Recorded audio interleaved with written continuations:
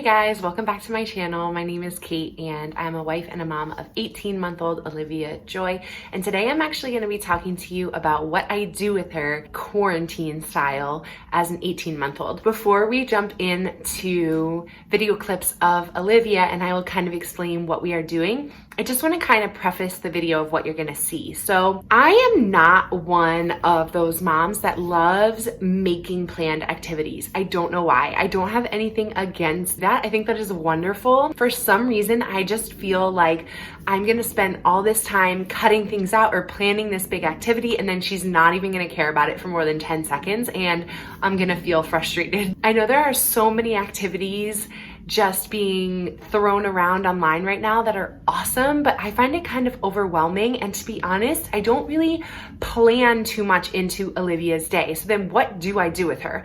Well, I follow two principles that are kind of overarching throughout our day, and they're not easy to put on a checklist. They're more things that happen spontaneously and I have to be ready for them. So it's more about preparing my own mind to watch for these moments and then capitalizing on them when they do show up versus planning them out in advance. And then if the plan doesn't go according to my thoughts or my expectations, I would be upset because, to be honest, planning things out with an 18-month-old, she's just very unpredictable right now. So the two philosophies that I follow right now are Charlotte Mason and Montessori. So Montessori and Charlotte Mason, I've done videos on both of them, but just a few things to look out for before we jump into the clips with Olivia. For Montessori, I'm mostly focusing on practical life, on building her independence, and on allowing her to do things without interruption from me, getting open-ended toys out for her, and mostly just allowing her to do the things that she is capable of doing on her own. So you're going to see a lot of that.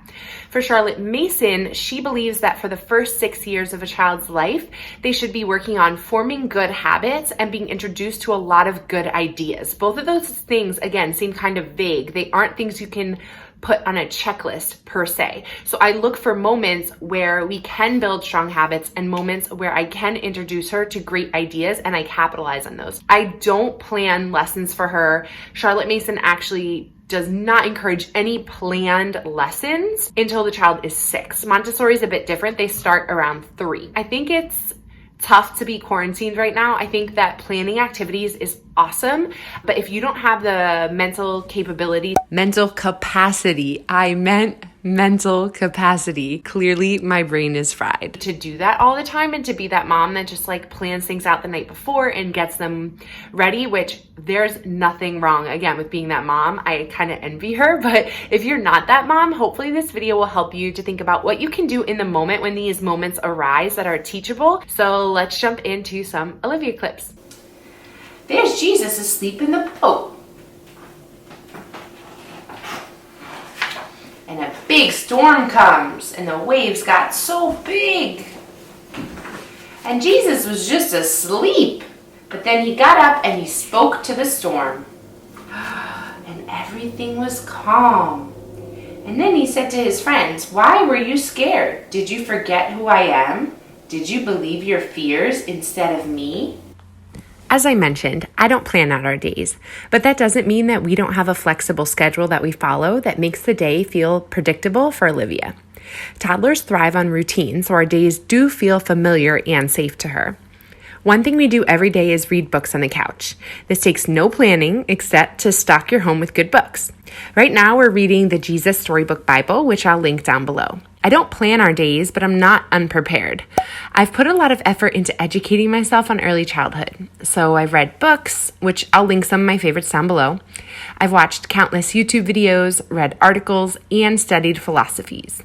I know what my goals are for each day so that I can spot an opportunity to move us toward those goals. It's not a checklist though. It's spontaneous, and I can count on working toward each goal pretty much every day. Charlotte Mason calls early childhood a quiet growing time, and I want our days to feel that way for Olivia. What? Yeah, surprised. They're very surprised. And Jesus is eating bread and fish. Did you have bread for breakfast? Yeah, you had bread for breakfast. You're gonna go get some bread. You're eating bread just like Jesus. So this was one of my first spontaneous opportunities of the day to meet some of my goals. Again, this wasn't planned. This was the book Olivia chose, but I'm finding moments to make connections. First, I try to name emotions of characters in books for Olivia all the time. Second, I try to make connections between what's happening in the book and what's happening in her real life. I explicitly name the connection out loud for her. Mommy's not going to pick you up right now. I have a good idea. In this completely unplanned and very real moment, Olivia just wants me to pick her up, but I'm really trying to break that habit and form a better habit. Again, an opportunity to meet one of my goals. Here, let's see if we can find anything in here that you have. Let's see. So instead, I'm going to take the random cookbooks that she has out and see what I can do with them. As you're going to see, I had no idea whether we could make any connections or not, but it was worth a try. Turns out we could. Do you have any of these tools? Baby, Mommy's trying to show you something. Do you have any of these? Yeah, do you have any of those? Go check over there. Yeah, what do you have? Bring it over here. What do you have? Oh, look at this. Where's that? Where is that on the page? Yeah, that one matches that one. And what about this one? This is like a little scoop. You see it right there? You see the scoop? It's called a ladle. Scoop, scoop. Don't put that in your mouth, please. You have one of those. That's called a spatula. Go get it. It's over there. Go find the spatula. You got it. Bring it over. There. Spatula, spatula. So trick number 1 to winging it with your toddler, help them to make connections. If you're looking for them, they'll always be there. Olivia, hold it. Pay attention to what you're doing. Thank you. Good job. Trick number 2 for winging it. Have your toddler help you with practical tasks around the house, like watering the plants. Olivia seriously thrives off of moments where she can help me. Okay, ready? Yep. Yeah, that's an elephant. That's an elephant. Hold the water. Let go of your rock. Do you have a rock in your hand? Move it to the other hand. Here, move it to this hand. Okay, hold the water. Good job. All done. Studies have shown that if you include your child with helping around the house at an early age without rewards, but just giving them a simple thank you, they're very likely to continue those tasks into adulthood without issue. Thank you for cleaning. Another thing that requires no planning is to have Olivia help me in various ways whenever it's time to eat. Here she's helping to peel an orange and actually remembered that the peel belongs in the trash and took it there without my prompting. God designed us amazingly, and we all form habits by design, so it's not a question of whether Olivia will form habits, but whether or not she's forming good ones or bad ones. The task or goal of forming good habits could take up our whole day every day without needing prep work from me the night before. If we are consistent, the neuron pathways in her brain that now take conscious effort will soon become so strong that she does these things without thinking. That's the making of a habit. And on the ground. Can you pick this up on the ground and put that in the garbage for me, please? What about the other piece? Pick it up. Thank you. That needs to go in the garbage too.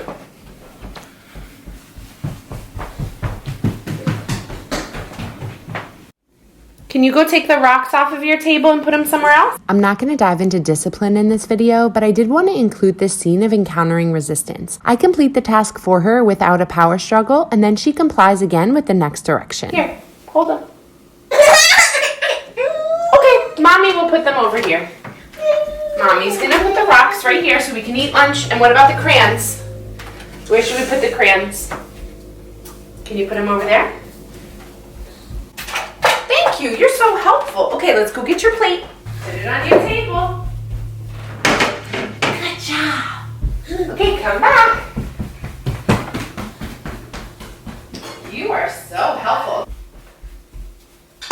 Good, and then come here. You need your fork and your spoon. Go ahead, put it at your table.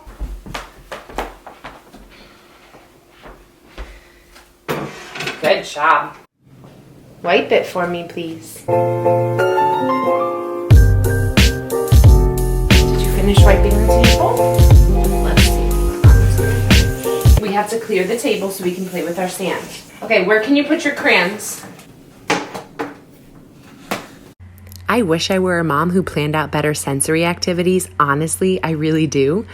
But I don't know, I just never do. So trick number 3 for winging it, buy kinetic sand. It's like magical sand that feels amazing, gives your toddler a sensory experience, and doesn't make a mess. It's so easy to get it out whenever without any prior planning or prep, and it keeps her interest for longer than most activities. I will link ours down below. Bah. Somewhat related to this sensory activity, an overarching goal of mine is to capitalize on toys and experiences that help Olivia build fine motor skills and gross motor skills. Right now, she's really into building towers. Through research, I learned how important it is for toddlers to get experience stacking regular, classic-style building blocks. Though bricks and magnetic tiles that click together can be engaging, they don't teach about balance and support in the same way as classic blocks. Building with blocks teaches physics concepts like cause and effect, force, velocity, and gravity. It also helps develop emotional growth and resilience. Lastly, it is so easy to have blocks available without any planning. Hopefully, you're sensing a theme here. We play with blocks multiple times a day, every day. Back to books for a minute, and I don't want to belabor the point. In fact, if you want to see a whole video I did on Montessori philosophy on books, I'll link it up at the top and in the comments down below. But the books that we find to be the best are the ones with real people in them that teach about real world scenarios, not just imaginary storylines. Books with real situations are so much easier to reference throughout the day. Right now, we're reading a book about how people get their skin color. If we go out into the sun a little bit at a time, we will build up enough melanin to protect our skin. Yeah, those are kids on the playground, right? Yes, that's her knee. And where's Olivia's knee? Where's your knee? There's your knee. And that's Mommy's knee. How many knees does Mommy have? Yeah, Mommy has 2 knees. 1, 2. And where's Olivia's knees? 1. And where's the other one? There's 1. Mommy has 2. And Olivia has 2. 1, 2. I wanted to show an example of how you can incorporate math concepts into your toddler's day without needing worksheets, pre-planned lessons, or rote memorization of any numbers or facts. Abstract symbols that represent numbers are not important at her age. It's more meaningful to introduce math concepts throughout the day whenever an opportunity arises, just like this one. I think Graham Turns 2 is purple. Do you see a purple book? There you go. Good job, baby. Another thing I do throughout the day whenever the opportunity arises is to use descriptive language with Olivia, just like I did here to help her find the next book. I like using colors and other adjectives in a natural way. I've honestly tried a few planned activities when it comes to colors, and they always fall short, probably why I never do them anymore. I've had so much more success with using them like this. I'm going to show you a few clips now of teaching Olivia some other adjectives as the opportunities present themselves. Baby, look. Which one is smooth? That one's rough. Smooth. Which one is rough? Rough. And which one's smooth? Smooth. Which one do you like? No, don't put your thumb in your mouth. You like smooth, smooth, or rough? You like the smooth one? Is the brown leaf. Where's the leaf that's brown? Yeah, there. Where's the leaf that's green? Where's the green leaf? There, good job, baby. And where is the big pine cone? Big pine cone, yeah. And where's the little pine cone? There's the little pine cone. And where's a stick? Where's a stick? You don't know a stick? This is a stick. If you follow me on Instagram, you know how much we love getting outside. Both Montessori and Charlotte Mason talk about how important it is to go outside without an agenda. We just let Olivia explore in our backyard and she loves it. By far, this is my favorite wing it trick. Just go outside. Baby, instead of chewing on that carrot, Do you need a cracker to chew on? Can you say cracker? Can you say please? Good girl. Can you tell mommy thank you for dinner? Thank you. Excuse our kitchen. We're literally mid-renovation, but I wanted to show some of the signs Olivia has learned because it's a huge help to us and to her. Teaching signs is for sure a worthwhile endeavor in your child's day. It does take a tiny bit of planning because you need to Google the signs, but that's it. You should definitely look into signs for the words that your child needs most often. Some other things I tried to incorporate into every day that don't require pre-planning or preparation are playing with balls, pretend play with her dolls, reading, dancing and listening to music, and FaceTiming with family. Obviously, we'd prefer real face-to-face time right now, but that's not a reality. Here's your cracker. There it is. Okay, put your head through. Good job. We made it to our bedtime routine. Thanks for sticking with us this long. We try to keep this very consistent for Olivia and give ourselves plenty of time to make it a smooth and enjoyable end to the evening. We usually come up to her room around 6:30 and she's in bed by 7. At this age, we are doing all that we can to hand over self-care responsibility to Olivia, letting her help in all the small ways that she can, like getting her pajamas on, putting her clothes in the laundry basket, brushing her teeth, and picking out her books. Good job.